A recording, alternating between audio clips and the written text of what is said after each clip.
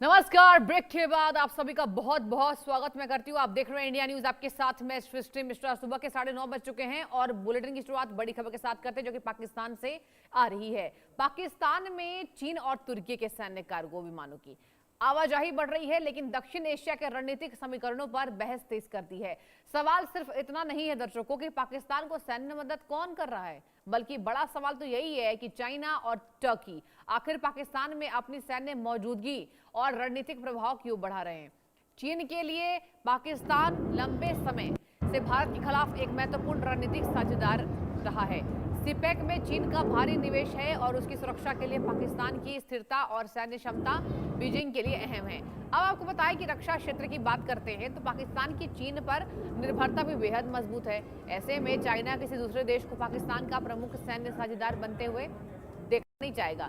दूसरी तरफ भी टर्की भी पाकिस्तान के साथ अपने रक्षा रिश्तों को लगातार मजबूत कर रहा है। ड्रोन तकनीक है, नौसैनिक सहयोग कर रहा है, सैन्य प्रशिक्षण दे रहा है और रक्षा उत्पादन के जरिए अंकारा पाकिस्तान में अपना प्रभाव बढ़ा रहा है। टर्की के लिए पाकिस्तान सिर्फ एक रक्षा बाजार नहीं है, बल्कि दक्षिण एशिया में रणनीतिक और कूटनीतिक पहुंच बढ़ाने का जरिया भी है। कश्मीर मुद्दे पर पाकिस्तान के समर्थन में दोनों देशों के रिश्तों को और मजबूती दे दी है। अब ऐसे में चाइना और तुर्की दोनों को पाकिस्तान में बढ़ती सक्रियता को अलग अलग रणनीतिक हितों के नजरिए में देखना होगा। चीन और पाकिस्तान को मजबूत करके भारत पर पश्चिमी दिशा से रणनीतिक दबाव बनाए रखना चाहता है, जबकि तुर्की रक्षा निर्यात और क्षेत्रीय प्रभाव के जरिए अपनी भूमिका बढ़ाने की कोशिश में है। और यही वजह है कि पाकिस्तान अब दोनों ताकतों के लिए अहम रणनीतिक साझेदार बनता नजर आ रहा है दर्शकों। लेकिन भारत के लिए चिंता का विषय यह है कि अगर चाइना की सैन्य क्षमता, तुर्की की ड्रोन तकनीक और पाकिस्तान की भौगोलिक स्थिति एक साथ काम करती है तो एलओसी से लेकर अरब सागर तक सुरक्षा चुनौती का दायरा बढ़ सकता है। हालांकि इसे सीधे चीन, तुर्की, पाकिस्तान का औपचारिक सैन्य गठबंधन कहना अभी जल्दबाजी होगी, लेकिन तीनों देशों की बढ़ती सैन्य नजदीकी निश्चित तौर पर क्षेत्रीय शक्ति संतुलन को प्रभावित कर रही है। सबसे बड़ा दर्शकों सवाल यही है, पाकिस्तान इन दोनों शक्तियों के बीच में साझेदारी का लाभ उठा रहा है या आने वाले समय में खुद चीन और तुर्की के रणनीतिक प्रभाव का मैदान बन जाएगा। यानी कुल मिलाकर चीन, पाकिस्तान और तुर्की। अब चीन तुर्की पाक गठबंधन क्या बदलेंगे समीकरण, इस पर भी चलिए बात कर लेते हैं। आपको जानकारी मैं दे देती हूं, चीन तुर्की पाक गठबंधन क्या समीकरण बदलेंगे। चीन तुर्की पाकिस्तान की बढ़ती सैन्य नजदीकी भारत के सामने 2.5 फ्रंट का खतरा है। जी हां, तुर्की की ड्रोन तकनीक से बढ़ेगी चुनौती, एलओसी पर ड्रोन वॉरफेयर का खतरा होगा, कश्मीर पर तुर्की का पाकिस्तान को समर्थन है, यूएन में भारत के खिलाफ कूटनीतिक दबाव बनेगा, अरब सागर में बढ़ सकती है नौसैनिक चुनौती और चीन पाकिस्तान की सैन्य ताकत बढ़ा रहा है। मतलब चाइना पाकिस्तान को मदद कर रहा है और तुर्की और पाकिस्तान चीन की साझेदारी से कहीं ना कहीं एलओसी पर भी यहां पर दबाव बन सकता है। चीन क्यों मदद कर रहा है, चलिए इस पर भी आपको जानकारी देते चले। भारत की बात करते हैं। भारत को रणनीतिक दबाव में रखना पाकिस्तान का महत्वपूर्ण रणनीतिक साझेदारी है। अब भारत के पश्चिमी मोर्चे पर बड़ा साझेदार है। सीपेक की सुरक्षा में पाक का बड़ा योगदान है। पाकिस्तान में चीन का बड़ा निवेश है दर्शकों और रक्षा सहयोग चीन पाक का रिश्ते को मजबूत स्तंभ प्रदान करता है। पाक की सैन्य क्षमता में चीन की भूमिका है और पाकिस्तान चीन को हिंद महासागर में ताकतवर बनाता है। और यही तमाम ये गठजोड़ जो है, ये कहा जा रहा है कि ये कहीं ना कहीं तिगड़ी बनती नजर आ रही है। तुर्की क्यों मदद कर रहा है, टर्की की बात करना बहुत जरूरी है कि इस्लामिक दुनिया में खलीफा बनने की चाहत है तुर्की की, अपनी रक्षा बाजार को बढ़ाना है टर्की को, पाकिस्तान के साथ रणनीतिक साझेदारी मजबूत करना है और क्षेत्रीय प्रभाव बढ़ाने की कोशिश कर रहा है तुर्की। नई रक्षा साझेदारियां बनाने की कोशिश में है टर्की और तुर्की ने पाक और सऊदी से मक्का समझौता भी किया है। तुर्की पाकिस्तान सुरक्षा सहयोग बढ़ गया है और इसके साथ ही आपको बताएं जिस तरीके से ये तमाम जानकारियां इस बात को इशारा कर रही है कि ये जो सैन्य गतिविधियां बढ़ रही हैं ये आने वाले संकट का संकेत हो सकती हैं और कहीं ना कहीं ये गतिविधियां ये बता रही हैं कि चाइना, पाकिस्तान, तुर्की अब यहां पर कहीं ना कहीं एक दूसरे की सैन्य क्षमता के अकॉर्डिंग मदद करते नजर आ रहे हैं। देखिए ये मुद्दा खास है और इसी वजह से दो बेहद खास मेहमान डिबेट में जुड़ चुके हैं मेरे साथ।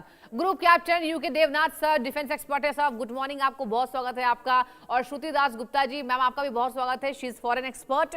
और पहले मैं इस पर जानकारी चाहूंगी श्रुति जी आपसे, श्रुति जी, इन तमाम साझेदारियों को कैसे देख रही हैं और क्या वाकई जो हमने दर्शकों को साझा किया कि अभी जल्दबाजी होगी ये बोलना कि ये रणनीतिक दबाव भारत के खिलाफ है, क्या लग रहा है श्रुति जी? किस तरीके से इस खबर को आप देख रही हैं? नमस्कार आपके और आपके दर्शकों को। देखिए, ये दो जगह पे जो सप्लाई हुए हैं कराची उसके पास, बेस के पास, तुर्की ने और चाइना ने आगे नूर खान के पास जो किया है, रावलपिंडी के पास जो किया है, वो ये जरूर संकेत देता है कि पाकिस्तान आने वाले किसी समय में किसी न किसी संघर्ष से जरूर जाने वाला है। जी। अब आप अगर इंटरनल वो देख रहे हैं तो उसने बलूचिस्तान, केपीके, इन दोनों के अगेंस्ट अपने एयर वॉरफेयर को यूज किया था। तो जो उन्होंने अभी, जो हमारे इंटेलिजेंस ने और जो न्यूज़ रिपोर्ट्स कह रहे हैं कि ये अनमैन्ड एरियल व्हीकल्स होंगे, ड्रोन्स होंगे, तो ये बेसिकली दूर से नॉन क्या कहते हैं, एंगेजिंग कॉन्फ्लिक्ट के ये हैं। आप डायरेक्टली इसमें मैन टू मैन बूट्स नहीं डालते हैं, आप दूर से वार कर रहे होते। तो ये दो रीजन, बलूचिस्तान और केपीके, ये इन दोनों रीजन्स के लिए कम्प्लीटली फिट होता है जो इक्विपमेंट आया है।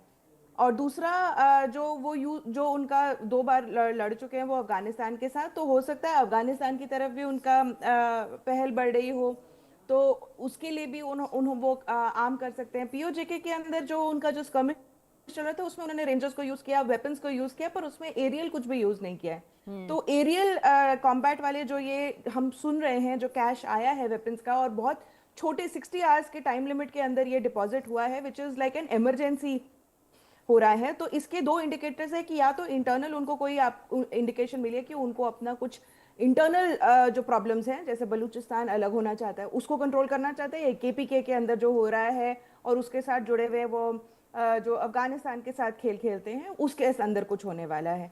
और तीसरा जो सबसे बड़ा इंडिकेटर हमें नजर आता है वो है कि ईरान वॉर, हम सबको पता है, दोबारा से छिड़ने की कगार पे आ रखा है। दोनों तरफ से बहुत ज्यादा अग्रेसिव कॉन्वर्सेशन हो रही है, चाहे वो यूएसए की तरफ से हो, चाहे वो ईरान की तरफ से हो। और क्योंकि अभी का जो पाकिस्तान है वो ईरान के साथ अपना बॉर्डर शेयर करता है, तो वो इसके लिए भी अपने आप को आर्म कर रहा हो, क्योंकि उसने जो डिफेंस पैक्ट्स करे हैं तुर्की के साथ, उसके सऊदी अरेबिया के साथ, तो उसको वहां सप्लाई भेजना है।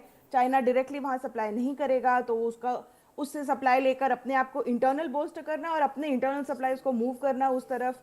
तो आने वाला जो रीजनल वॉर हो रहा है वेस्ट एशिया की तरफ, तो उधर में भी हो सकता है पाकिस्तान को अपने आर्म्स एम्यूनिशन के लिए जरूरत पड़ रही हो। और ये जो तुर्की का स्पेसिफिकली जो ड्रॉप्स हैं वो उसी की तरफ इंडिकेट करते हैं, क्योंकि वो अफगानिस्तान के खिलाफ डायरेक्टली नहीं एक्ट करना चाहेगा, पर वो रीजनल वॉर जो हो रहा है वेस्ट एशिया में, वो ईरान के खिलाफ जरूर एक्ट कर सकता है, और पाकिस्तान उसका एक इंपॉर्टेंट प्यादा हो सकता है इसमें। ठीक है, ठीक है। Group captain UK Devnath sir, मैं आपसे भी यही सवाल पूछना चाहूंगी कि आप इन तमाम गतिविधियों को कैसा दिख रहे हैं? पहला कमेंट आपका क्या होगा सर इस पर? सृष्टि, देखो, पाकिस्तान जो है वो जाहिर बात है अपने यहाँ कुछ हथियार बनाने की कोशिश करता है। जी। उसने अपने यहाँ JF-17 बना लिया है चाइना की मदद से। माना जाता है कि कम से कम पाकिस्तान का दावा है कि JF-17 जो है 50% पाकिस्तानी स्पेयर पार्ट से बनाया गया है। अब हो ये रहा है कि पाकिस्तान लगातार दुनिया से बाकी जो अस्त्र शस्त्र हैं वो खरीदता रहता है। चीन से लेता है, तुर्की से लेता है, अमेरिका से लेता है। अब रशिया भी पाकिस्तान को कुछ हथियार सप्लाई करने लगा है। अब पाकिस्तान को जब हथियार मिलते हैं तो जाहिर बात है कि उसका एक बहुत बड़ा हिस्सा वो भारत की तरफ डिप्लॉय करता है। लेकिन जैसा कि श्रुति जी ने बताया कि बहुत बड़ा पाकिस्तान का जो ध्यान है इस वक्त अफगानिस्तान बॉर्डर की तरफ है, डुरन लाइन की तरफ है, बिल्कुल, और ईरान की तरफ है। अभी फिलहाल ईरान और पाकिस्तान के बीच में कोई शत्रुता तो नहीं है, लेकिन भविष्य की तैयारियां के लिए पाकिस्तान हमेशा चाक चौबंद रहना चाहता है। क्या पाकिस्तान वाकई ईरान से शत्रुता मोल लेगा? शायद ना हो, क्योंकि फिलहाल अगर हम देखें पिछले 5 महीने के युद्ध के दौरान ईरान ने जिन 5 या 6 देशों के जहाजों को फ्रीडम ऑफ पैसेज दिया स्ट्रेट ऑफ हॉर्मुज में, Russia, China, north Korea, Bharat, Pakistan के जहाजों को भी ईरान ने जाने दिया। तो फिलहाल पाकिस्तान ईरान को हैरान परेशान नहीं करेगा। हाँ, हम अच्छी बात है कि हमारी जो इंटेलिजेंस एजेंसीज हैं उन्होंने नजर रखी हुई है। एयरफोर्स के जो रेडार हैं बॉर्डर के साथ तैनात, वो पाकिस्तान के अंदर 500 किलोमीटर तक, 400 जी किलोमीटर तक देख सकते हैं। जी सर। पाकिस्तान के ऊपर जो ये एयर मूवमेंट रहती हैं, ये हमसे वो छुपा नहीं सकते, हमें उसके सारे डिटेल्स पता होते हैं। जी। बिल्कुल। देखिए सर, ये बात आपने अच्छी कही कि कहीं ना कहीं डिटेल्स तो वाकई पता चली जाती है कि क्या कुछ नई गतिविधियां हो रही हैं। श्रुति मैम, देखिए आपसे भी मैं यही क्वेश्चन पूछना चाहूंगी, अगर बात करते हैं टर्की की, तो टर्की जिस तरीके से खलीफा बनने की क्या चाहत रख रहा है, कैसे देख रही हैं इन तमाम गतिविधियों को, और जरा ये भी बताइएगा अचानक से तुर्की की एंट्री हुई कैसे? मैं ये नहीं कहूंगी कि अचानक हुई है, हाँ। वो अपने आप को कई सालों से धीरे धीरे पोजीशन कर रहे हैं, और उनकी ये चाह हमेशा रही है कि खोया हुआ जो उनका गौरव रहा जब टर्किश एम्पायर चलती थी, जी। तो उसमें वो दोबारा से वो एक अपनी खिलाफत जो है, मूवमेंट जो चले थे, खिलाफा जो है अपना बना सके, खलीफा बन जाए वो। ये अर्दोगन के अंडर हो भी सकता है, क्योंकि अर्दोगन जो है वो ट्रम्प के बिल्कुल सही साइड पे पड़ते हैं। बट इसके अंदर प्रॉब्लम्स बहुत ज़्यादा बड़ी हैं, क्योंकि जब वो इस तरह के अपने आप की पोजिशनिंग करेगा, तो सबसे पहले तो ईरान ही उसका खिलाफा करेगा, दूसरा सऊदी अरेबिया भी करेगा उसका खिलाफा, क्योंकि कोई भी नहीं चाहता कि जो मुसलमानों की आवाज़ जो दुनिया में उठती है, उसका एक लौती आवाज़ जो है वो तुर्की बन जाए।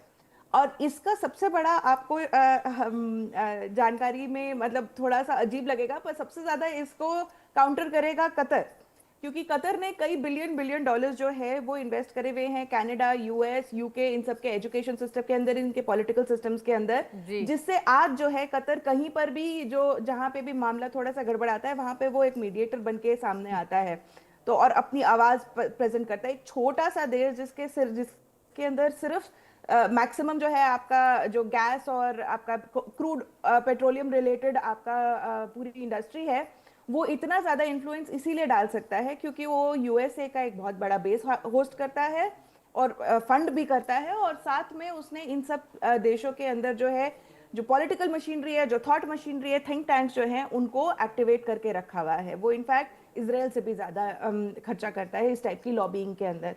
तो अगर तुर्की अपने आप को इस तरह से पोजीशन करने की कोशिश करता है, तो कतर भी, जिसने इतने सालों से जो है अपने, उनके जो अभी राजा जो मर गए, उन्होंने 17 साल अपने पिता को एग्जाइल करने के बाद 17 साल में ये एम्पायर खड़ी करी है कि आज तुर्की की आवाज जो है, यहाँ अगर तुर्की शोर मचाएगा तो कतर की आवाज इतने छोटे देश होने के बावजूद भी ज्यादा जोर से गूंजेगी, तो वो भी उसको अपोज करेगा। लेकिन तुर्की जो है वो ये इस्लामिक नेटो वगैरह के नाम में अपने आप को आगे रखना चाह रहा है, वो नेटो का भी मेंबर है। तो अगर तुर्की पे अटैक होता है, तो यहाँ से वेस्ट एशिया में जितने भी वो अपने गुट बना रहे हैं वो भी एक्टिवेट हो जाए, और आपका नेटो जो है वो भी एक्टिवेट हो जाए। वो ऐसा अपने आप को पोजीशन करना चाहता है, पर वो ये नहीं कर पाएगा, क्योंकि तुर्की का भी आप देखिए सबसे बड़ा अपोनेंट जो पड़ता है, अगर मैं डायरेक्ट एनिमी लाइंस की तरफ से बात करूं, वो है इसराइल, और जी। यूएसए डायरेक्टली इसराइल के खिलाफ कभी भी नहीं एक्ट करता है। तो तुर्की अपने आप को किसी भी तरह से पोजीशन क्यों ना कर रहा हो, वो प्रोमिनेंस जरूर गेन कर सकता है, वो फिर से दोबारा से खलीफ नहीं बन सकता। ठीक है देवनाथ सर, देखिए आपसे मेरा एक अहम सवाल है, क्या आपको भी लग रहा है कि कहीं ना कहीं भारत को उतनी टेंशन लेने की जरूरत नहीं है, क्योंकि पाकिस्तान अफगानिस्तान विवाद की वजह से भी हो सकता है कि 60 घंटे तक लगातार विमान उतारे गए हैं, पाकिस्तान को खुद प्रॉब्लम हो रही है, इस पर जरा आपका टेक क्या है? जी हाँ सृष्टि जी, देखो ये 60 घंटे वाली जो फीडबैक है, हाँ। इंडियन एयरफोर्स जो ट्रैक करती है हमारे इलेक्ट्रॉनिक वॉरफेयर एयरक्राफ्ट है हाँ। एयरफोर्स में, जो कि लगातार सरहद के साथ पेट्रोलिंग करते रहते हैं। जी। श्रीनगर से टेक ऑफ करते हैं तो समझिए पठानकोट आएंगे, पठानकोट से अमृतसर, वहां से जोधपुर, वहां से जामनगर। तो उनकी जो रिकॉर्डिंग्स है, शायद कुछ ऐसा है कि एक डिटैचमेंट चाइनीज एयरक्राफ्ट का Y-20 air to air refueler और K-500 air to air refueler Egypt में जा रहा है, जा रहा था एक एक्सपेडिशन के लिए, एक एक्सरसाइज के लिए। सूत्र ये भी बता रहे हैं कि उस एक्सपेडिशन में इन 2 एयर टू एयर रिफ्यूलर्स के अलावा 6 चाइनीज J-16 फाइटर विमान भी है। अब चीन जो है इजिप्ट में इस एयर टू एयर एक्सरसाइज के लिए जा रहा है, क्योंकि चीन अपने एयर टू एयर रिफ्यूलर्स और अपने J-16 विमानों की नुमाइश अफ्रीकन देशों के सामने करना चाहता है, अरब देशों के सामने करना चाहता है। तो इसलिए हम बोलते हैं स्टेजिंग, कि चीन से टेक ऑफ किए, पाकिस्तान लैंड किए, पाकिस्तान से टेक ऑफ किए तो पश्चिम एशिया की तरफ चले गए, मिस्र की तरफ चले गए। एक और चीज जो मैं बताना चाहता हूँ, तुर्की के साथ भारत के रिलेशंस फिलहाल ठीक ठाक हैं, अच्छे ही हैं। व्यापार हो रहा है बड़ी तादाद में भारतीय टूरिस्ट तुर्की जाते हैं, बड़ी तादाद में तुर्की से स्टूडेंट्स भारत में आते हैं पढ़ाई लिखाई के लिए।